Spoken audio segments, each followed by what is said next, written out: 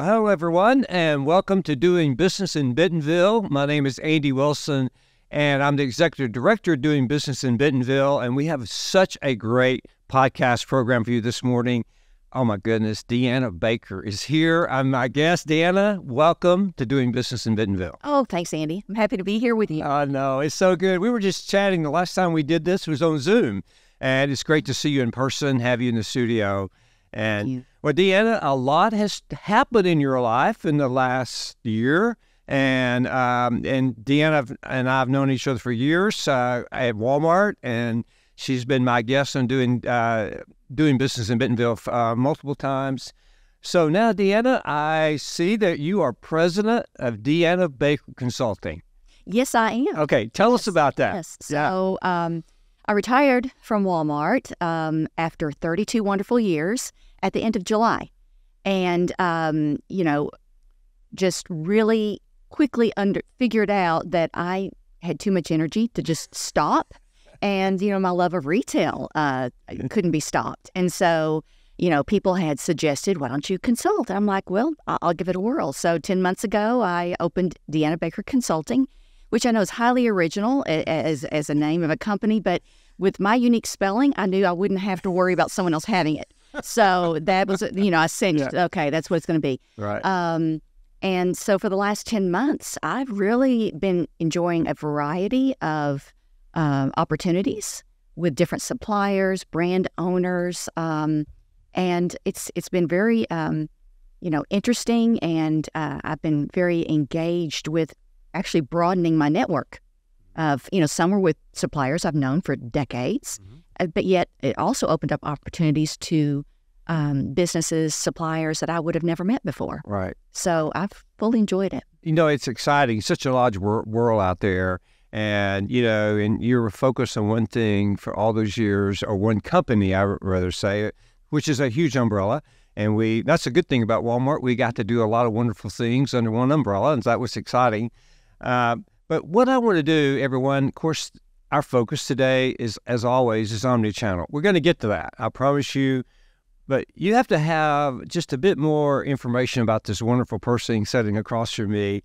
And, Deanna, talk about your 30 years at Walmart and the things you've done, and you've done many things. Share with us some of that what I call this transformational leader, which you are. Talk about that with us. Well, a merchant in and of itself is, you're responsible for the P&L for a category of business, and, you advance it, grow market share, and that's wonderful, and you hone your skills on that. And, you have to be a curious person by nature just to do that for so many years, and staying engaged and, relevant. But when it comes to transformation, what I also stepped back and saw, Andy, was that I was able to really forge great business relationships and, frankly, friendships with suppliers, out in the business world. And they educated me as well as internally my education from Walmart and those associates. And then, when you step back and you grow as a leader, you're then responsible for educating, training, and developing more leaders, for the company, for the next generation. And that was super fulfilling for me. And I've got lifelong friendships, from that time there. Transformation also, nothing stands still. And so beyond product, all the advancements that were made in order to become omnichannel, we had to really move some big boulders. Right. RFID, or, radio frequency identification, was one that we, had to really study first and then brought through the business. It took a couple of years to get it fully, loaded and turned on and able to be used for apparel. But now, when you talk about transformation, it was such a success, it's been added to GM categories. Right. Other tires and other businesses are benefiting from that. Right. So that's a transformational thing, and that just didn't exist a few years ago, just as one example. Right. I think that's great. And, one of the things that, we were so fortunate to grow up at Walmart. I can say that. I felt like I did. I know you did. And, and we just got to do some really challenging, wonderful things. But, we also got to work with wonderful leaders, great men and women that we got to work with every day, that helped us and was great mentors. And of course, we got to work with Sam Walton and David Glass and Don Sokras, Doug McMillan, so many. It's just a long list with that, but so many great leaders. And one of the things that I learned, that was consistent at Walmart was change. And I think, we had a low resistance to change. And I think that helps create transformation, don't you? Absolutely. It changes the constant, right? Yeah. I mean, I heard Doug say that at shareholders meeting recently. Yeah. And the world does not stay still, and the competition does not stay still. And, that's all for the benefit of the customer. Right. So you have to be nimble and understand in your core what shouldn't change, which, is a lot of a company's culture. Yeah. And how you do things, with respect shouldn't change. But there's every other card is on the table. Yeah. Right? Because the world demands it. Right. It does. And, we I think the last time that we visited on our podcast was during the pandemic, somewhere during that latter part of the pandemic. And we were really then at that point, there was a lot of change taking place. And I remember our conversation that we had, and I think at that point, the Vice President of the United States called you up or something and asked you to do something. Well, that was a great story. I was looking at my notes, and I had a note of that. So when you got the call from Vice President, tell me how that went. Tell us how that went. I've never had an out-of-body experience, but that might have come close for me.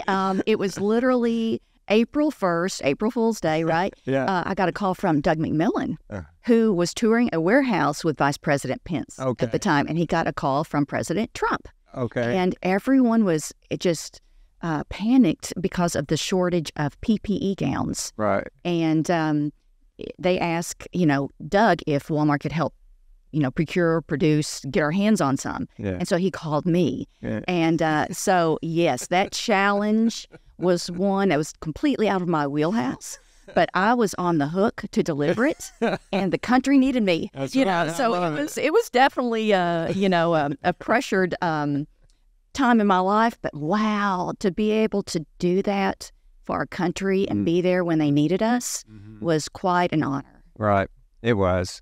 Well, thank you for all your work and getting us, helped us get through that ordeal.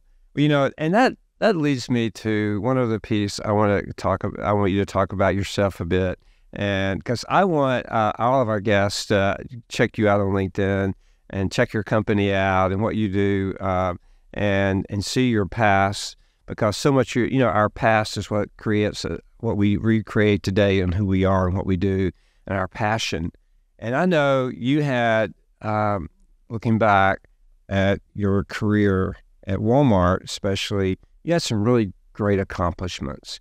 And this is not bragging on yourself, but I think it's really anchoring to our audience who you are and the kind of person you are and the focus you have in your life and business. So when I was going and doing some research, share a few of those things that you and your team did at Walmart, if you don't mind. Well, if you go back to 2017 till I left in 22, there were a series of strategic initiatives that, again, one thing led to the next, which ultimately brought us to omnichannel, that I'm very proud of. But, those strategies, sometimes I'll hear people talk about a strategy and it's only a year long. Well, that's great. But to really make some big shifts, some, seismic moves in the business, it takes a lot of forethought and a longer runway. And you may not know, what the end goal is, but over that time, the way you get there will probably have to be rechecked and shifted slightly. Okay. So, it started with, in 2017, we had too many SKUs, and, in the quest to drive sales, we had added more assortment to the floor than we had real estate to properly hold it with clarity. And so it started with, a big cleanup, and it was a 35% SKU reduction, which, to a merchant, it takes your breath away. You're like, how can I do the sales with less?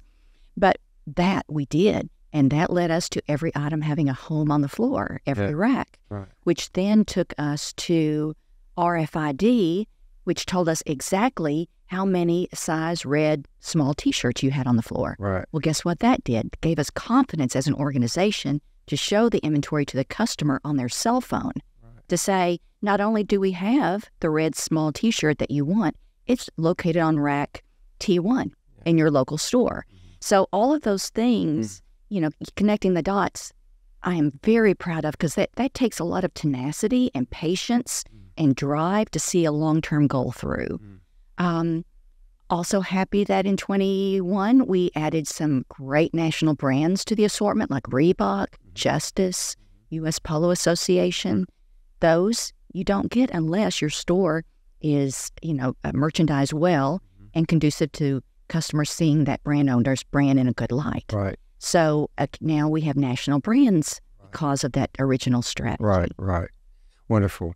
Well, that's great. That really leads us to our topic today, is omnichannel.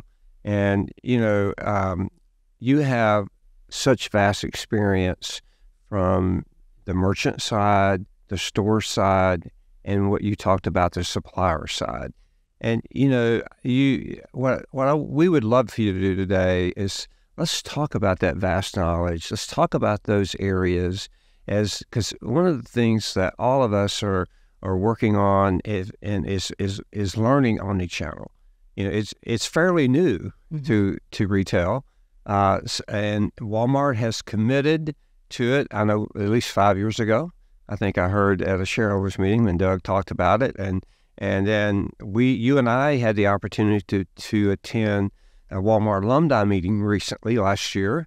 And when Doug McMillon, the CEO of Walmart, got up and started talking about the Walmart of the future, where did he go? He went down omnichannel pretty fast, didn't he? He began to talk about that. And as we looked at doing business in Bentonville, I remember that moment when Doug was talking. I stood up and asked a question, which I hardly ever did in those meetings. I just wanted to listen, and learn.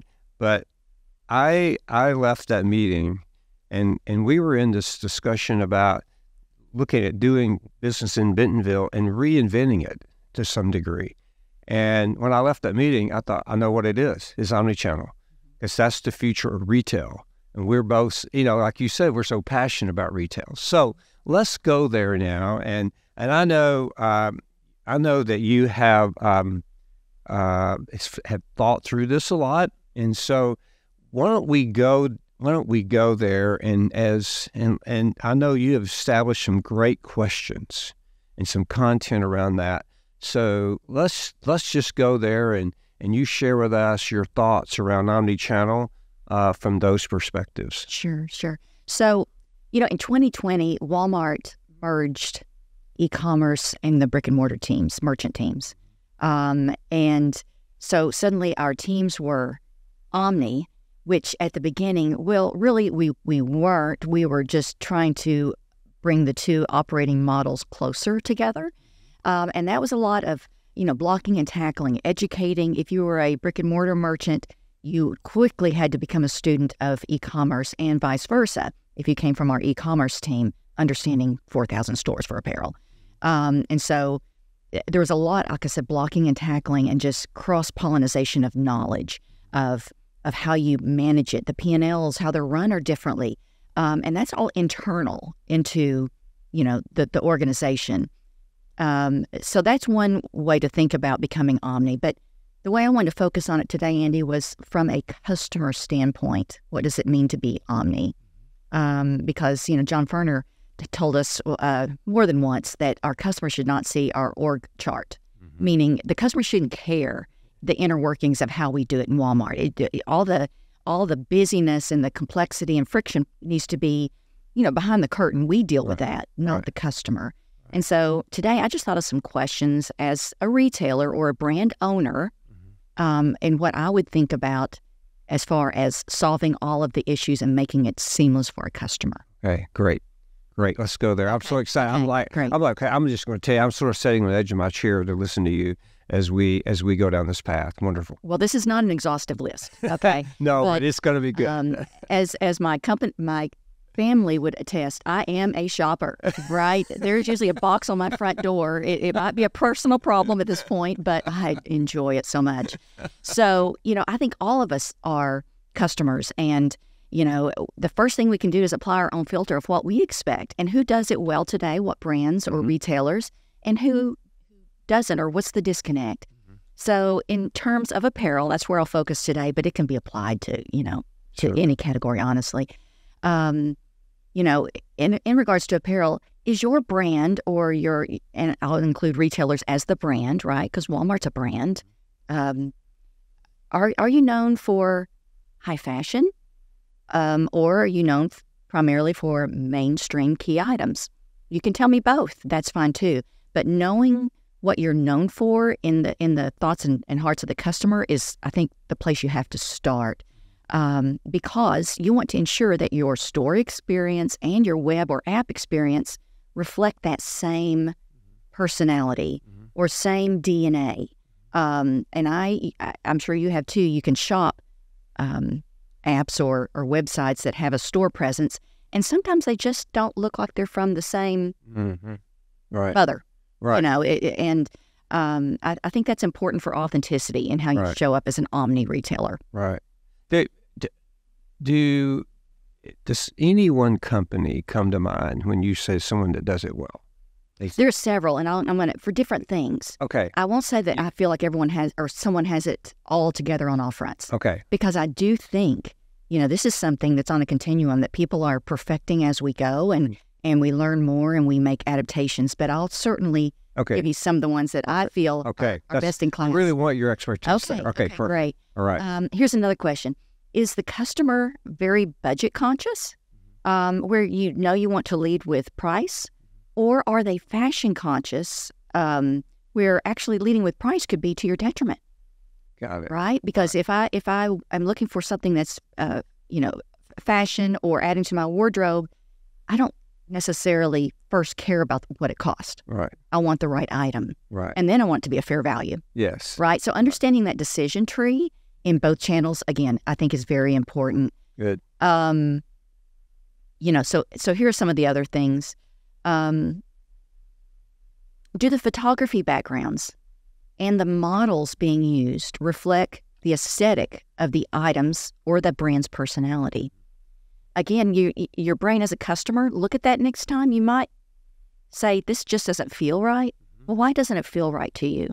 If it's a brand you love, and on the PDP, product display page, why are you feeling uneasy that it doesn't match what you've seen in the store environment? Or maybe the store environment's not right and the app is amazing. Again, where's the disconnect? But when I go into stores today, Andy, I think there are elements that they could benefit from a digital experience. Definitely. We saw that at Walmart. And then if I'm looking at e-commerce under that microscope, there are ways it could be enhanced from the traditional store experience. So many customers love to shop. It's an emotional experience, and they love to browse.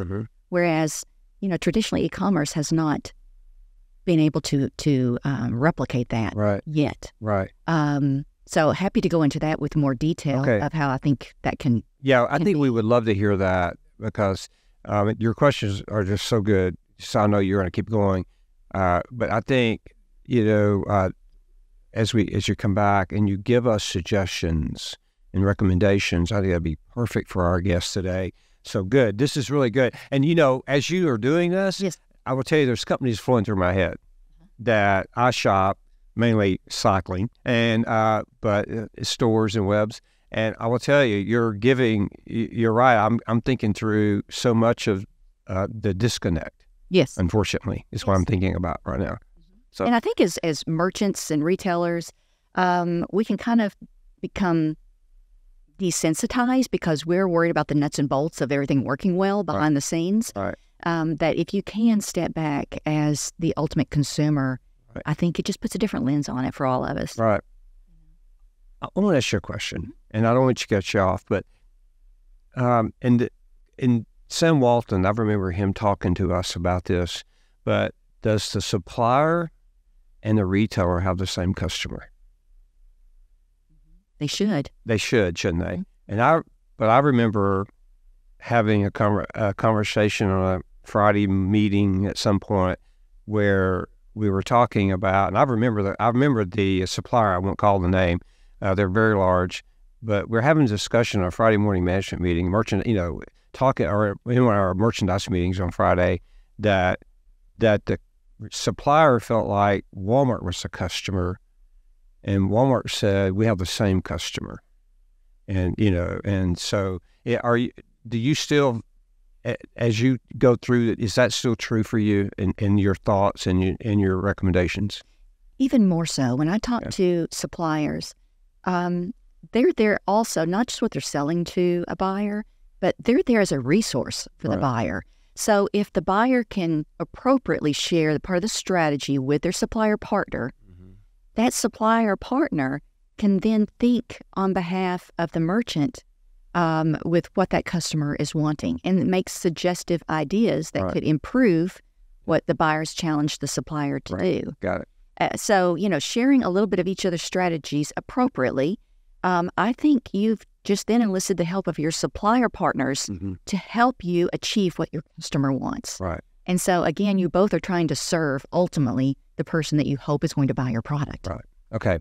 Okay, good. This is great. Keep on going. Okay. This is awesome. So, again, the answer to all of these is it this? Have you achieved the same goal for both stores and your e-commerce website? And so here's my questions. As a customer, where do I find what I'm looking for? That's equally important at store level as it is on your website, right? If you can't find it, so is your navigation as clear as it can be and intuitive on, e-commerce? In stores with clarity, does the customer know the structure of how you've set up your sales floor, and so they can easily help themselves find what they're looking for quickly? Because, time is obviously a currency today for our customer. What exactly am I buying would be another question. And this is for apparel in regards to fabric weight, the hand feel of the fabric.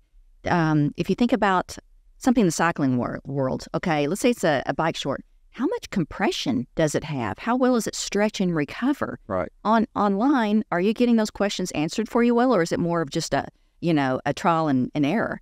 It's important in both channels to give the information in the copy, in videos, any way you can to convey what they're about to buy. Right. So that's another one. Good. How does it fit? Do you have accurate specs listed on online, I will say, because so many people, me included, probably you can be in a store environment and you want to know more about that item, or you're checking a price. You look it up online. Right. While you're standing there at the rack. Exactly. Right? So scan the QR code. Yeah. So you're connecting there in the store as a customer. You need accurate specs that reflect that garment. Right. So that you can help the customer make a good choice. And by the way, it'll help your returns go down. Right? Right. Correct. Is the value worth the price? How can that be conveyed online through videos, attributes that are listed, detailed images, and on the stores through hang tags? So you asked me who does some of these components well. I think Lululemon has the best hang tag. They tell you, it says why we made this, and it talks you through the attributes of that product. I love it. I don't think they do such a great job telling you about their leggings and the difference in their fabrics online. Right. And so give and take. I talk about videos that are embedded as one of the images on a PDP page of an item. I think Tory Burch does a great job of that. So you can see there's still images up close, far away, on model, whatever. But then they have one video where the model comes across the camera, and you can see the garment on body and the movement of it. Does that skirt swing? Is it flowy? Is it more structured? Suddenly you have more insight than just a still shot. Right. So I think they do that well. And then my last example for great content of attributes would be Nordstrom's. One of their videos on an item's page is almost like a one-on-one with one of their store merchandisers. And they'll hold up like a shoe. I'll use this as the example. And they talk about the attributes of that shoe, and you know, why you would want that shoe. I have bought just for that video before. Right. Gave me confidence to buy an item. Sure. And of course, we can't forget ratings and reviews. Right. Ratings and reviews are critical. They are. I have almost hit the send, you know, or the buy button, and then heard, you know, or read a review that made me pause. That's right. And I took it out of my basket. I actually did not make a buying decision yesterday based on the reviews.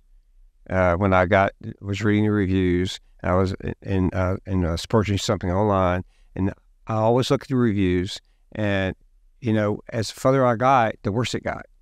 And I said no. It was not. Again, the value did not. The price and the value at that point. And it was a decision based on reviews. So you're so right. All this is omnichannel today. This is how we shop today, in store, online, or wherever.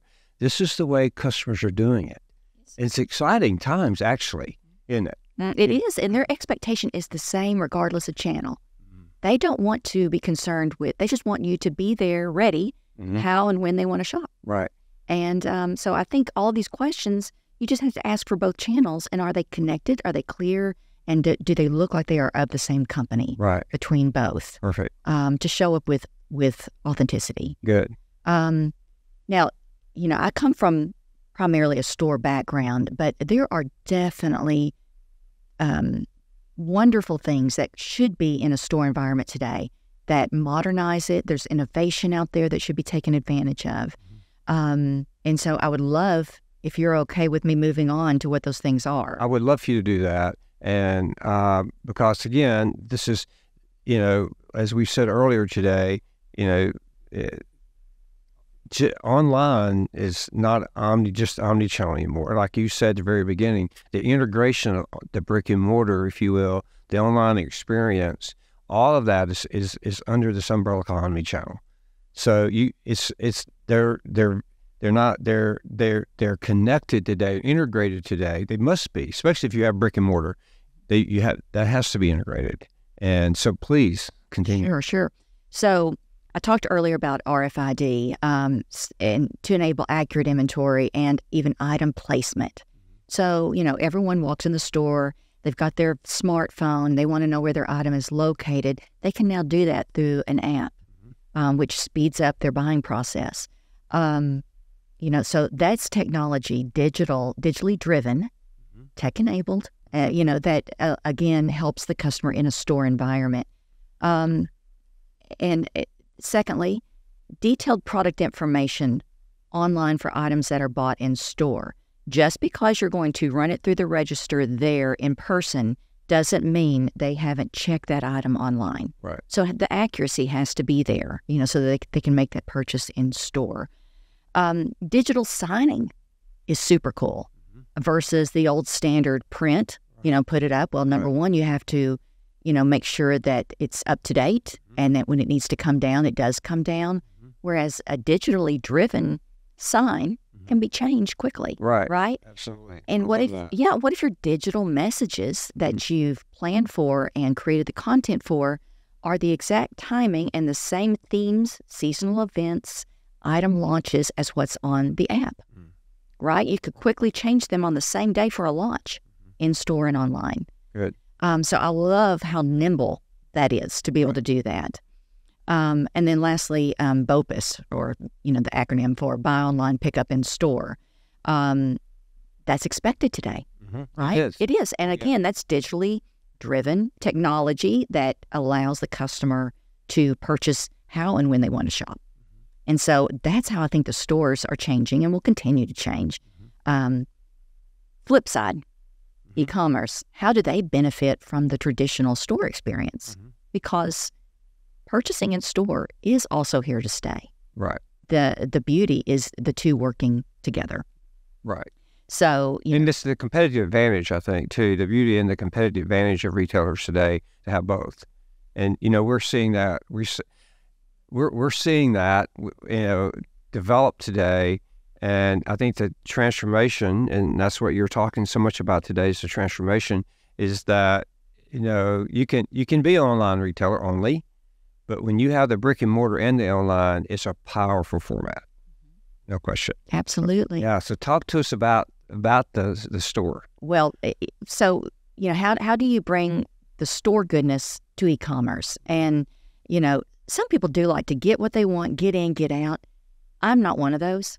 It's an enjoyment for me. It's an experience. It's entertainment. It's a lot of those things, I think, for many people. And so how do you bring that same enjoyment and let people spend some time online? And I talked about videos. I talked about how I'm a fan of Tory Burch's videos that are embedded. That's honestly replicating some of what you get in store if you tried on an item, right? Or you ask a sales associate to help you, like Nordstrom's in that example. That person could easily show you the shoe and tell you the attributes of it. So those two things obviously are mimicking some of the store experiences online. But I've often thought, Andy, okay, new brands are going to launch. There are going to be some great new ideas that come out. And how does a customer get to know a new brand if it's not in brick and mortar? Mm-hmm. Because there are fewer storefronts than there used to be pre-COVID. Right. And so I thought about what an advantageous place to be for stores that have a brick and mortar and an e-commerce presence. You could have a new digital brand launch, just strictly online, but then take a handful, whatever your definition of handful is, let's say a couple hundred stores even, and have a shop-in-shop experience in some of your brick and mortar locations. Mm-hmm.